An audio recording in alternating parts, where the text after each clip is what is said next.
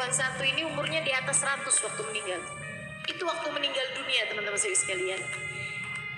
Selain kulitnya yang keriput, nggak ada anggota tubuhnya yang berkurang. Ajaibnya Sayyidah Asma itu sampai dengan usia di atas 100 nggak pikun, inget, semua orang inget setiap kejadian. Dan bahkan beliau sampai di usia 100 tahun. Ini saya cuma mau cerita aja ya. Jangan terus kamu liatin diri kamu ya, atau liatin diri saya. Teman-teman sekalian saya muliakan, sampai dengan usia di atas 100 tahun tidak ada satu giginya yang tanggal. 100 tahun loh ini. Jadi lagu yang burung kakak tua hinggap di jendela, nenek sudah tua, giginya tinggal 2, tidak berlaku buat Sayyidah Asma. Usianya 100 tahun lebih waktu meninggal dunia, tidak ada satu gigi pun yang tanggal. Kenapa? Ya kenapa lagi menurutmu? Karena ia telah mempergunakan hidupnya, atau bahkan sepenggal dari kehidupannya, untuk berkhidmah kepada Nabi besar Muhammad. Sayyidah Asma tuh tiap cerita, tiap nangis. Udah jauh di masanya Nabi Muhammad lewat, masanya Sayyidina Abu Bakar lewat, masanya Sayyidina Umar lewat, Sayyidina Uthman lewat, Sayyidina Ali lewat, masanya Sayyidina Husain, masanya Muawiyah. Beliau meninggal dunia di masanya Khalifah Marwan bin Malik. Itu masa yang sangat jauh sekali. Teman-temannya udah pada meninggal. Sayyidah Asma nih tua sendirian, yang lain-lain udah pada meninggal semuanya. Adiknya Sayyidah Aisyah dengan segala keceriaannya sudah meninggal dunia. Ibunya Ruman, kemudian ayahnya Sayyidina Abu Bakar, suaminya Zubair bin Awam. Semua orang-orang yang beliau cintai sudah meninggal dunia, dan terutamanya yang beliau sangat cintai, Sayyiduna Muhammad sallallahu alaihi wasallam. Pernah satu waktu Sayyidah Asma itu melakukan sesuatu hal buat Nabi Muhammad. Apa itu? Nganterin makanan. Kapan? Saat Nabi Muhammad bersembunyi di dalam gua Hiro, mulu tahunnya. Ini kalau ujian nih salah semua, kagak naik kelas nih. Gua Sur. Refleks ya kalau disebut gua, ada bayangan Hiro aja gitu.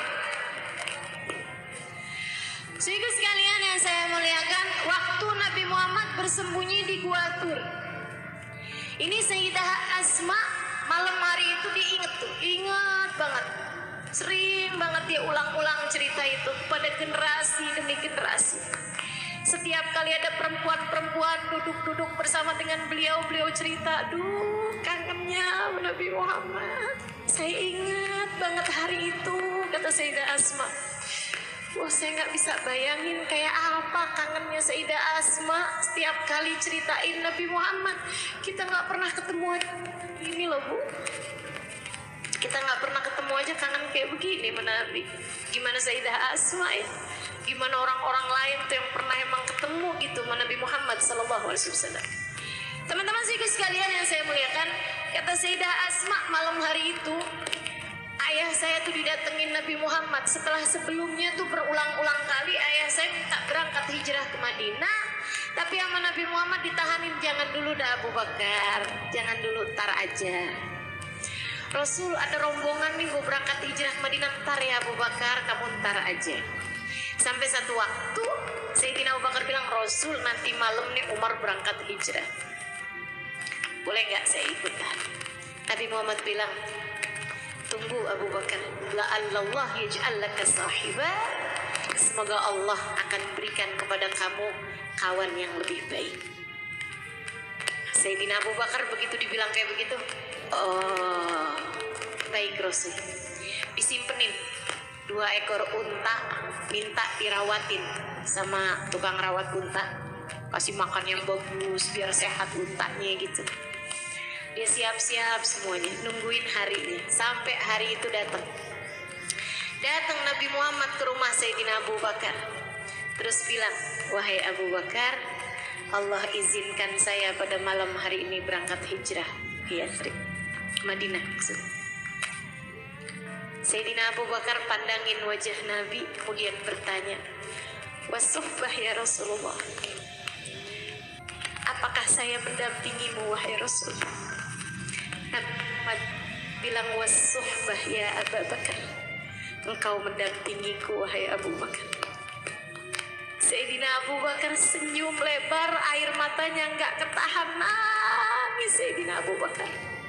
Sayyidah Aisyah meriwayatkan, saya nggak pernah ngelihat orang bahagia sampai air matanya berketerusan nggak berhenti nangis, kecuali pada malam hari itu saya lihat ayah saya dari senangnya di bahagianya itu air matanya nggak berhenti nangis karena mensyukuri menemani Nabi Muhammad yang padahal waktu itu saatnya adalah menemani Nabi sama dengan nyawa taruhannya, teman-teman. Abis Sayyidina Abu Bakar udah seneng nangis gitu, Sayyidina Abu Bakar kumpulin keluarganya meeting, rapat dadakan. Nanti nih saya akan sembunyi di gua. Nih saya nggak tahu nih posisinya yang enak sembunyinya di mana. Nanti kamu Abdullah ikutin saya. Kamu tahu saya sembunyi di mana, gitu kan? Kondisinya gimana? Kamu balik. Nanti Abdullah, kamu tiap hari kamu pergi ke tempat tersebut, kamu bawa binatang-binatang kita, kambing apa segala macam, buat ngilangin jejak. Sebelum itu nanti agak sore-sorean gitu, atau jam berapa enaknya nih kira-kira nih? Asma kamu nak, ya kamu ya bawa makanan buat kita ya nak ya. Nanti tuh bekasnya Asma jalan nih disamarin sama bekas kambing-kambingnya Abdullah. Lepek ya. Semuanya teman-teman sekalian udah atur semuanya, berangkatlah Nabi Muhammad mengendap-endap jalan pelan-pelan sampai ke Gua Tur. Abdullah begitu lihat dari kejauhan, sembunyi di sana, pulang gitu. Seperti mana yang kita tahu ya, Sayyidina Abu Bakar mau masuk ke gua itu aja, udah tunggu dulu Rasul, saya periksa dulu. Lihat ternyata ada lubang-lubang, diganjel sama Sayyidina Abu Bakar. Tuh, diganjel, disumbat pakai rida beliau ambil ridanya nih, surban beliau, potong-potong sama beliau, habis itu dibuat ganjelin. Sampai semuanya udah ketutup, beliau kemudian duduk, mempersilahkan Nabi Muhammad masuk. Kelihatan masih ada satu lubang. Aduh, nanggung nih, udah gak ada lagi nih kainnya tadi, dipakailah kakinya untuk menyumbat lubang tersebut. Beliau kemudian bilang, ya Rasulullah, Rasulullah udah siap, tafadhalu ya Rasulullah. Rasulullah masuk, capek banget kan, capek, Gua Tur itu tinggi, teman-teman, tinggi. Dari bawah ke atasnya 2 jam. Gimana dari rumahnya Sayyidina Abu Bakar? Habis itu Nabi Muhammad, Sayyidina Abu Bakar bilang, Rasul kalau capek tiduran aja di pangkuanku sih. Nabi Muhammad nurut, tiduran di pangkuannya. Itu teman-teman, begitu dah Nabi Muhammad lagi tiduran di pangkuan situ, beneran tuh ularnya keluar. Sebenarnya kata para ulama, ularnya itu tuh nggak mau ganggu Nabi, dia malah gini, wangi bener, ini mah wanginya Nabi. Alhamdulillah Nabi jadi tamu di gua saya. Pengen ketemu tuh ular sama Nabi Muhammad. Tahu-tahu udah kaki ngeganjel, pintu Anda tertutup. Kesel banget, digigit tuh. Subhanallah, ular menggigit karena cinta. Sayyidina Abu Bakar digigit ular, ditahanin sakitnya karena cinta. Adakah di antara kita yang ketika digigit binatang berbisa sempat mikir teriak apa enggak enaknya ya? Ada. Teriak itu perkara spontan. Tapi dari gedenya cinta Sayyidina Abu Bakar sampai yang spontan gak jadi spontan. Yang spontan pun mampu beliau tahan. Kenapa? Engkau menahan sakitmu wahai Sayyidina Abu Bakar sampai engkau tidak berteriak, atau bahkan sampai engkau tidak menjadikan kakimu itu kamu gerakkan biar gak digigit sama si ular. Sayyidina Abu Bakar, aku takut takut jika aku menggerakkan kakiku atau aku berteriak. Nabi Muhammad terbangun dari tidur. Cinta model apa itu yang sampai rela mati digigit ular berpisah hanya agar tidurnya sang kekasih tidak terganggu? Ini cinta kelas langit ketujuh sih menurut saya. Ini cinta yang luar biasa tingginya teman-teman. Kita sih kayak gimana cintanya sama Nabi? Lapar aja, ngantuk tidur aja, bukan begitu? Capek istirahat aja gitu. Kita model cinta kaleng-kaleng mah ini. Yang dipunya sama mereka ini baru namanya cinta yang nggak kaleng-kaleng. Saudaraku sekalian yang saya muliakan, besokannya benar, malam hari itu, selain Sayyidina Ali tidur di tempat tidurnya Nabi, ini orang dengan cinta yang gak kaleng-kaleng semuanya nih. Sayyidina Ali tidur di tempat tidurnya Nabi, selimutan, pakai selimut Nabi, suruh tutupin sampai ke kepalanya teman-teman. Biar orang ngirain kalau Nabi Muhammad masih lagi tidur gitu. Habis itu pagi-pagi mereka tahu bahwasanya Nabi Muhammad ternyata udah jalan, disamperin dong rumahnya Sayyidina Abu Bakar. Tanyain, di mana Muhammad? Di mana bapak kamu Abu Bakar? Semuanya bilang saya nggak tahu. Abu Jahal deketin Asma yang saya lagi cerita, perempuan. Abu Jahal itu badannya gede teman-teman, mukanya ganteng. Nah ini biasanya agak tekanan buat perempuan-perempuan, makanya saya harus tekankan ini. Biasanya perempuan tuh kalau misalnya gede doang gitu kan, wah berani dah saya ngadepin, ganteng. Langsung suka rada meleleh kalau ketemu orang ganteng ya. Jadi si Abu Jahal ini badannya gede, orang kaya, orang sangat terpandang saat tersebut, dan mukanya tuh cakep. Abu Jahal juga gitu. Nah ini Abu Jahal deketin Asma. Kemudian nanya, Aina Muhammad wa Abu Bakar ya Asma? Di mana Muhammad dan Abu Bakar wahai Asma? Itu teman-teman sekalian, Sayyidah Asma kagak ada takut-takutnya. Gak ada yang kemudian bilang gak ada. Gemeteran, deg-degan gitu, nafas jadi pendek, gak pakai. Adalah Adri, kata Asma. Saya nggak tahu. Emang nggak tahu, bisa di jalan, bisa di gua, bisa di rumahnya orang. Ya kan, rencana kan bisa berubah aja. Jadi Sayyidah Asma bilang, Analah Adri. Aina abuka wa Muhammad? Di mana bapak kamu sama Muhammad? Analah Adri. Aina abuka wa Muhammad? Analah Adri. Digampar sampai antingnya jatuh berderayang ke bawah. Bening. Pakai efek dong. Aduh, saya padahal mau serius cerita.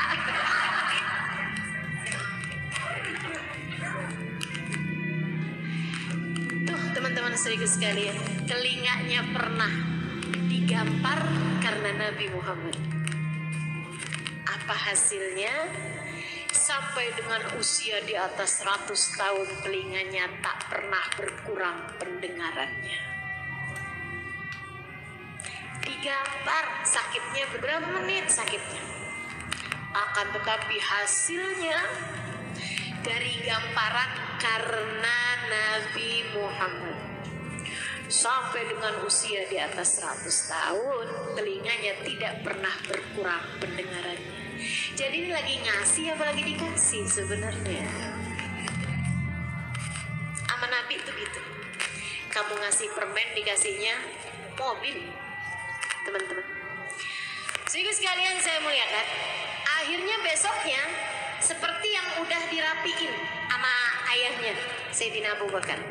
Sayyidina Abu Bakar sembunyi di gua sama Nabi Muhammad alaihissalam. Kemudian Abdullah tuh bawain kambing-kambingnya kayak mau gembalain, padahal ngasih kabar berita tentang orang Quraisy. Jadi nyelip ke gua, kemudian ngasih kabar berita sama Sayyidina Abu Bakar sama Rasulullah, kemudian keluar lagi digembalain kambingnya. Nah, Asma di antara waktu tersebut berangkat bawain makanan. Makanannya dibikinin sama Ruman, teman-teman sekalian, sama Sayyidah Asma juga. Makanya itu salah satu sebab kenapa giginya nggak pernah tanggal. Bikinin makanan buat Nabi Muhammad, giginya dipakai, nyobain makanannya pas apa enggak buat Nabi Muhammad. Sepanjang hidup sampai di usia di atas 100 tahun giginya nggak ada yang tanggal. Masya Allah. Lagi ngasih apalagi dikasih, lagi dikasih. Teman-teman seiku sekalian, berangkat nih bawa nih 2 tempat tadi itu.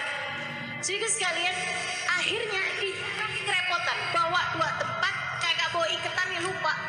Buru-buru kali, biasa kan urusannya cewek-cewek nih suka panik kan. Kalau ngelihat saya aja suka panik, pengen salaman. Sekalian curhat nih saya. Kenapa sih Bu mesti begitu? Ayo nih. Kenapa mesti begitu? Jangan dong, saya sampai merasa gitu. Kayak semut. Semut kalau ketemu kan salaman mulu ya. Padahal sering saya bilangin tuh, semut tuh kalau ketemu nggak lagi ngapain? Lagi kaget lah, kok mirip. Ketemu lagi lah, kok mirip gitu. Jadi nggak usah lah ya, nggak usah kayak gitu. Biasa-biasa aja. Teman-teman seiku sekalian yang saya muliakan, nih panik gitu kan Sayyidah Asma sampai lupa bawa iketan. Di jalan baru berasa ribet banget nih, bawa panci 2 tapi nggak ada iketannya gitu. Repot banget nih, gimana ya? Beliau kemudian melepaskan sabuknya. Melepaskan sabuknya dari kain sabuknya, kemudian dicari barang tajam, kainnya itu kemudian sobek, dirobek jadi 2 bagian, satu diikat ke yang satu diikat ke yang satu. Sekarang gampang bawa.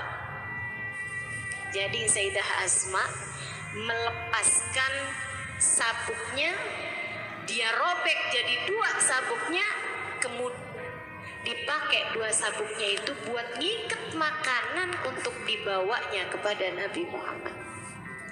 Gak pakai mikir, tapi sabuk saya mahal nih. Ini tapi sabuk saya ini ada kenangannya nih. Tapi sabuk saya ini dikasih sama si ini nih. Gak pakai. Buat Nabi Muhammad. Jangankan sabuk, nyawa andai diperlukan, mereka pun dengan sukarela memberikannya. Sampai kemudian dengan susah payah nyampe juga ke gua. Kasihin pada Nabi Muhammad, ditatain di hadapan ayahandanya sama Nabi Muhammad alaihissalam. Nabi begitu melihat Sayyidah Asma lepas gitu sabuknya, yang udah nggak bisa dibikin sabuk lagi, orang udah robek gitu ya. Nabi lihat, apa tuh Asma? Sabuk saya ya Rasulullah. Kenapa gitu? Lupa bawa iketan, susah bawanya ternyata. Jadi udah aja saya robek sabuk saya Rasul buat ngiketin makanan ini. Lagi ngasih sama Nabi Muhammad, tapi dengerin nih yang dikasih sama Nabi Muhammad. Nabi Muhammad langsung angkat tangannya, kemudian berkata, ya Allah, gantikanlah untuk Asma 2 sabuk paling indah di surga. Gantikan untuk Asma 2 sabuk paling indah di surga. Teman-teman suriku sekalian, ini sih kayaknya bukan ngasih permen dibalas mobil lagi ini. Ini sih ngasih permen dibalas pulau. Luar biasa, gantinya nggak sepadan. Sabuk berapa harga surganya, digantikan sama Allah Subhanahu wa taala 2 sabuk paling indah buat Asma di surga nanti, teman-teman. Kalau kamu dan saya beruntung, kita akan lihat nanti seperti apa 2 sabuknya Sayyidah Asma hasil doa Nabi Muhammad SAW. Apapun yang kamu berikan buat Nabi Muhammad, pada hakikatnya kamu tidak sedang memberi, akan tetapi sedang diberi. Maka jangan pernah hitung-hitungan sama Nabi Muhammad. Jangan pernah hitung-hitungan sama Nabi Muhammad. Jangan pernah main hitung-hitungan sama Nabi Muhammad. Pantas gak pantas. Apalagi kalau kamu modelannya kayak begini nih, saya baca sholawat buat Nabi Muhammad biar rezeki saya lancar. Itu mah kamu bukan lagi ngasih, tapi kamu lagi minta. Kemudian kamu merasa bahwa kamu telah banyak berkorban kepada Nabi Muhammad. Gak ada. Boleh gak tuh Ustazah? Bolehnya mah boleh-boleh aja, teman-teman. Nabi manusia dermawan. Tapi itu namanya kamu bukan sedang melakukan sesuatu untuk Nabi, akan kamu sedang memanfaatkan Nabi untukmu. Kan begitu? Gitu ya? Boleh ada sholawat yang kamu baca di saat kamu sakit biar cepat sehat. Boleh, silakan aja. Tapi apakah kalau udah sembuh kamu berhenti bersolawat? Ya kan enggak gitu. Ada sholawat yang kamu minta, ya Allah semoga dengan keberkahan sholawat ini Allah kasih kesembuhan pada saya. Itu iya. Akan tetapi bukankah sebaiknya ada banyak, ada lebih banyak sholawat-sholawat yang kamu baca. Kamu ngarep apa? Gak ngarep apa-apa, saya cuma cinta aja. Kenapa kamu selalu sebut-sebut namanya? Karena tak ada yang lebih indah untuk disebut namanya lebih daripada Nabi Muhammad. Kenapa sih seneng banget hadir-hadir maulid? Ya ampun. Karena nikmatnya hadir di majelis maulid, nikmatnya menyebut-nyebut namanya, nikmatnya mendengar cerita tentangnya adalah kenikmatan yang saya rasa tersisa dari dunia ini. Surga nikmatnya kalau ada di atas muka bumi ini, nikmatnya ada pada majelis-majelisnya Nabi besar Muhammad. Betul kan? Betul kan? Maka teman-teman saya sekalian, yuk jangan pernah hitung-hitungan sama Nabi Muhammad.